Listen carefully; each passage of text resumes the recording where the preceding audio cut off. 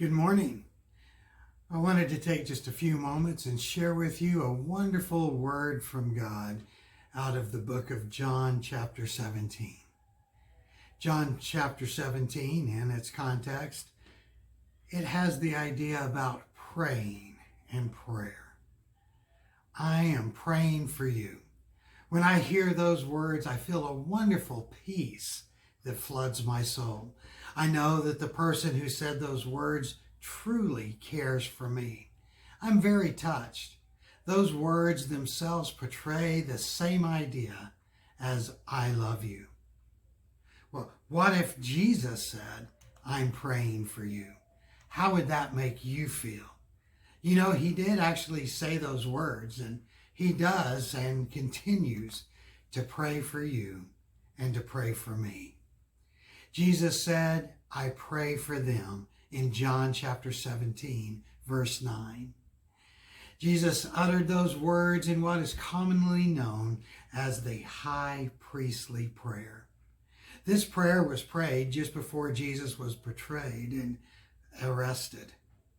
Knowing that his death was imminent, you and I were the only things that were truly on his mind. How's that for true love? With the world shouting that he was a failure and death itself knocking at his door, he intercedes before God for you and for me. How's that for compassion? His thoughts during the final moments on the earth were not on himself, but were on others. This prayer itself is the greatest prayer that has ever been prayed and the greatest prayer that's ever been recorded. John chapter 17 is one of the highest mountain peaks of Scripture itself, one of the loftiest passages in the entire Bible. These words are indeed very sacred.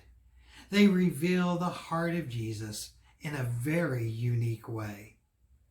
This is unquestionably the Lord's Prayer, the prayer that we often refer to as the Lord's Prayer, Matthew chapter 6, verses 9 through 13, would actually be better called the disciples' prayer, because it reveals the depth of the human helplessness. In the prayer of Jesus in John chapter 17, recorded by John himself, it reveals the height of the divine sufficiency. Before Jesus faced that cross, he prayed for his disciples then and his disciples now. The structure of the prayer is actually in three parts. First, Jesus looks upward as he magnifies the Father, knowing that his work on earth is finished. And we can see that in John chapter 17, verses 1 through 5. Then Jesus looks outward as he prays for the well-being and the care of his disciples, knowing that he is sending them right at this moment into enemy territory. John chapter 17, verses 6 through 19. Then Jesus looks forward as he prays for the unity and the holiness of the future church, knowing that the world will base their belief of God on the actions of the believers.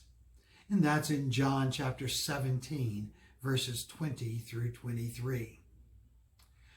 Why did Jesus pray this prayer? Obviously, he was preparing himself what was laying before him in what suffering that he would very soon endure. But he also had you and me on his mind. He was praying for all of us. He knew that believers are in war, that we would face opposition as we entered into this hostile territory. We need his life. We need his words, and we need his protection and his care, along with his joy, his word, his glory, and of course, his wonderful, never-ending, unconditional love.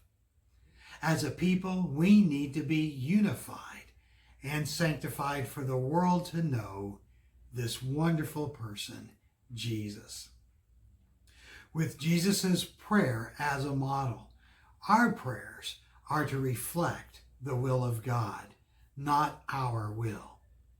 Jesus had a much higher purpose in mind than merely taking care of our needs and our wants. Though his praying, he shows that his prayer's highest aim is not to get our will done in heaven, but to get God's will done here on earth. John chapter 17 is a wonderful model prayer for each and every one of us. I myself am so thankful that Jesus prayed this prayer then and continues to pray this prayer every moment as he sits at the right hand of God in heaven itself. Thank God today for Jesus' wonderful love, care, and compassion for both you and for me.